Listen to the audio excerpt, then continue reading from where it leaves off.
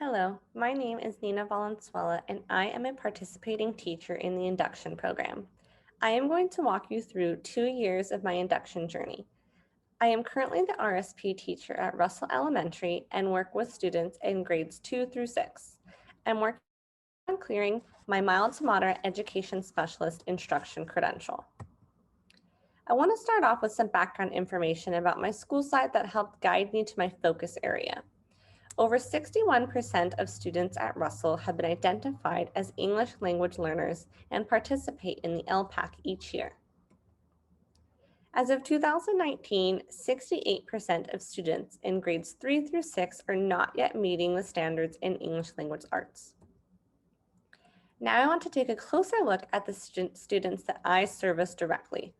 I work with students who have specific learning disabilities, other health impairments, autism spectrum disorder, and speech or language impairments. Out of the 22 students that I service, 81% of them have been identified to have a specific learning disability in the area of reading. All of this background information helped guide me during year 1 and year 2. I want to take a closer look at year 1.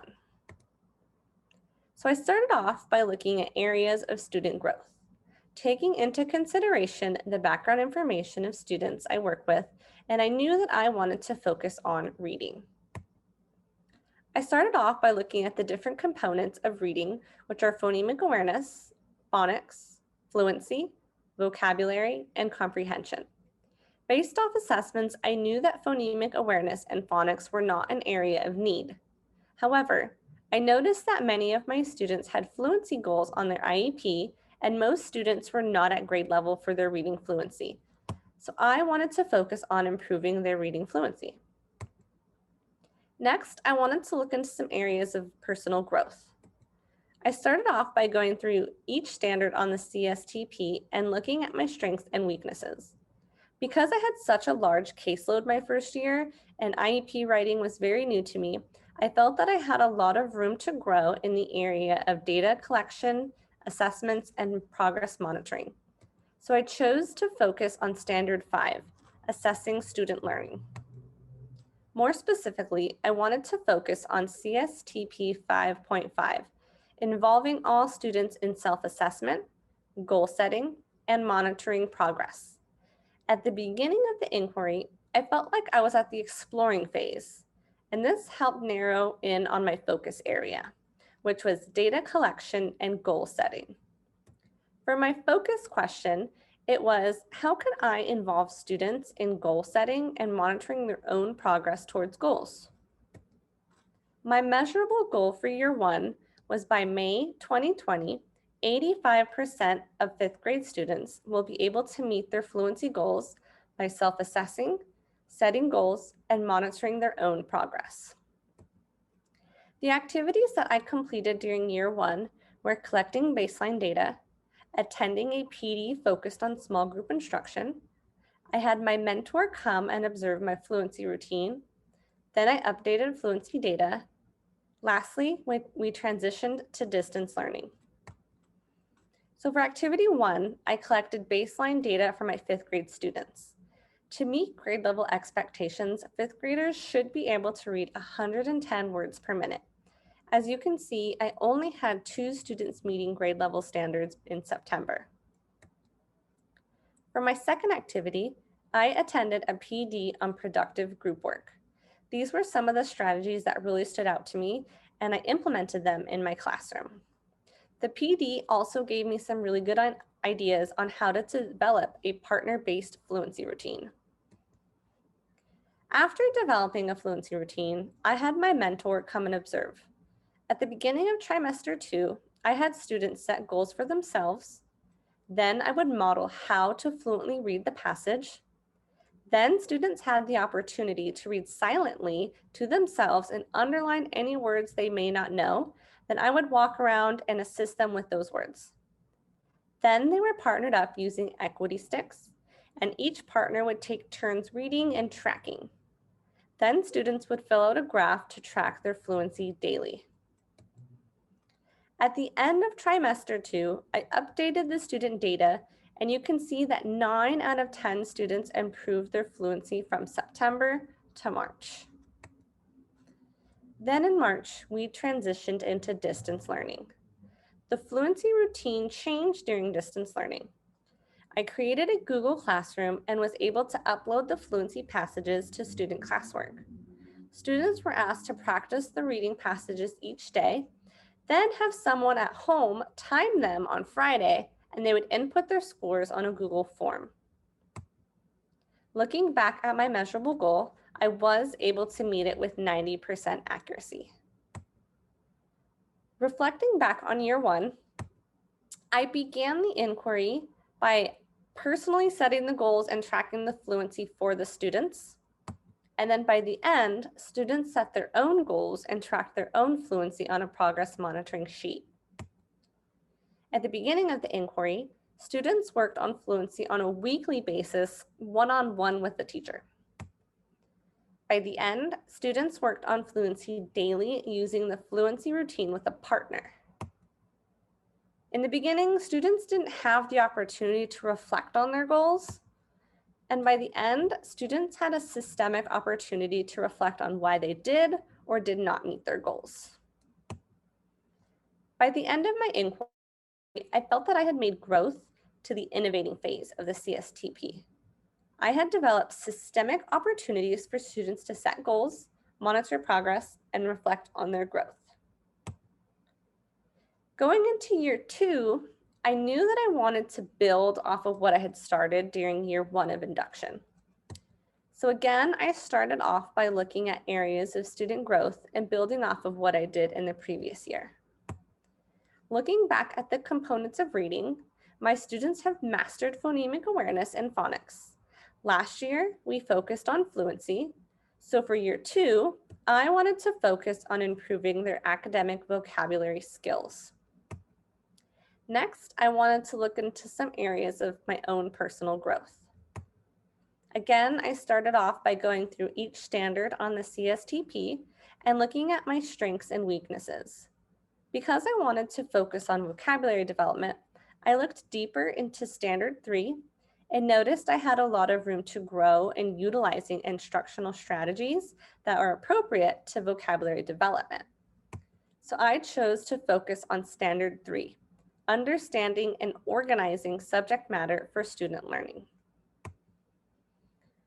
Looking at the beginning of the inquiry and how I approached vocabulary lessons in my class, I felt that I was at the emerging phase because I was only using the Wonders vocabulary slides in my lessons and only using the Wonders vocabulary assessments. My focus area for year two was effective teaching.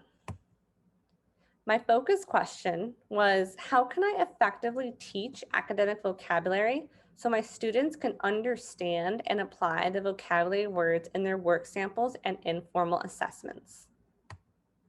My measurable goal was by April 2021, my students will increase their vocabulary quiz scores to a group average of 70% by using evidence-based strategies.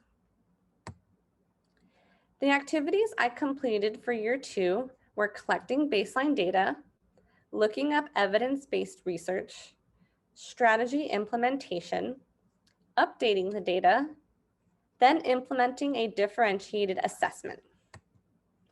I started off by collecting data from my students' vocabulary quiz scores for the months of September, October, and November. In the beginning of the school year, the class average was 37.8% on vocabulary quizzes. For activity 2, I looked up evidence-based research, and the highlights from what I found involved introducing the words before reading, using simplified definitions, providing synonyms and antonyms, providing concrete examples, teaching morphology, and providing multiple exposures. I realized that I was already implementing several things on this list. For example, I always introduced the vocabulary words before we read the stories for the week. I always provided concrete examples, and students were already exposed to the words multiple times throughout the day and week. I decided I wanted to start implementing some simplified definitions, and provide synonyms and antonyms that the students would be familiar with. So next, I wanted to implement those changes into my vocabulary slides and have students be active participants in the vocabulary lesson. I'd start off by just showing students the word and asking someone to read the word, and then asking if anyone already knew the definition. If no one knew, I would show them a photo and ask them just to describe the photo. What did they notice? And if this helps them understand the word. Next, I would show them the definition and call on someone to read it. Then we would look at synonyms and antonyms. And again, I would call on some students to volunteer to read them.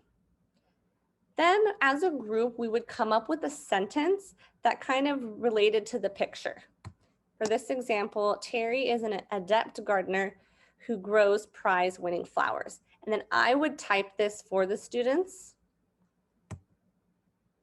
At the end of February, I decided to update the students' vocabulary quiz scores for the months of December, January, and February. By the end of February, the students' group average increased to 59.1% compared to the 37.8% at the beginning of September. The students had an overall increase of 21%. Although the group average had increased, I still had some students who were scoring pretty low. This led me to my next activity. I decided to create a differentiated assessment that had free response questions instead of just multiple choice. I figured that because students all learn in different ways, then they probably show their learning in different ways. This vocabulary quiz had 8 free response questions where students can write what they thought the word meant or provide an example of the word. This activity provided me with a lot of insight on the students' vocabulary knowledge. Some students did extremely well on this assessment, and other students did very poorly. In the end, the average score stayed around 59%. Looking back at my measurable goal that students will be able to increase their vocabulary quiz scores to 70% by using evidence-based strategies, I unfortunately did not reach this goal. My students increased their scores from 37.8% to 59.1%. I think there were a few factors that played a part in this, which was possibly setting the goal too high for such a short period of time. We also had multiple schedule changes throughout the year, which did cause many students to be inconsistent with their attendance. However, I am still very proud of the growth that my students had shown and my own personal growth. Reflecting back on year 2, in the beginning, I was using the Wonders vocabulary slides only, and by the end, I had created differentiated vocabulary slides based on evidence-based research. In the beginning, when the class average was at 37.8%, and by the end, it increased to 59.1%. Students did not voluntarily participate during vocabulary and reading lessons at the beginning. And by the end, the students' overall participation increased during vocabulary and reading lessons. In the beginning, I was only using the multiple choice questions that were generated by Wonders. And by the end, I used differentiated assessments that included multiple choice, fill in the blank, matching, and free response. Looking back at the end of the inquiry, I felt that I had moved over to the integrating phase of the CSTP 3.4. I was able to implement evidence-based strategies in the classroom. However, I think I can still do more extensive research and implement more strategies in the classroom. For next steps, I do want to continue working on my students' reading comprehension. I want to continue using evidence-based strategies, and I want to continue to use differentiated assessments in all content areas. I want to collaborate more with my colleagues, attend more professional development, and possibly even take more university courses. Thank you so much for going through my journey with me.